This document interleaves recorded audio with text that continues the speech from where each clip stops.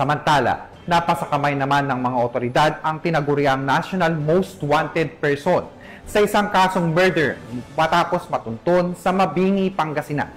Tingnan natin ang detalye ng report mula kay Police Corporal Mark Anthony Pico. Tagumpay para sa Philippine National Police matapos maaresto ang isa sa National Most Wanted Persons.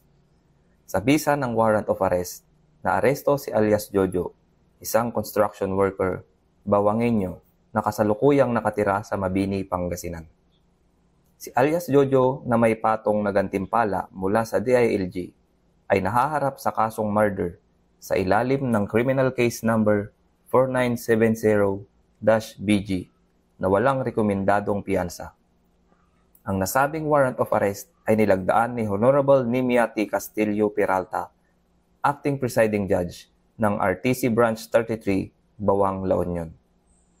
Ang matagumpay na operasyon ay pinangunahan ng Bawang Municipal Police Station sa pakikipag-ugnayan sa Mabini Municipal Police Station at katuwang ang mga unit mula sa TSC RMFB-1, RID-1, RIU-1, LUPIU-1 at First La Union PMFC.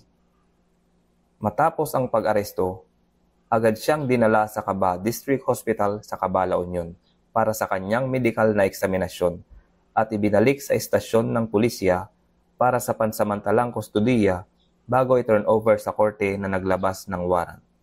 Ang pagkakaresto kay alias Jojo ay malaking hakbang sa kampanya ng pamahalaan laban sa kriminalidad at patunay na hindi ligtas sa batas ang mga nagtatago sa kabila ng pagkakakaso. Mula dito sa Ilocos Region, ako ang inyong PNN correspondent, Police Corporal Mark Anthony Pico, alagad ng batas, tagataguyod ng Balitang Pulis.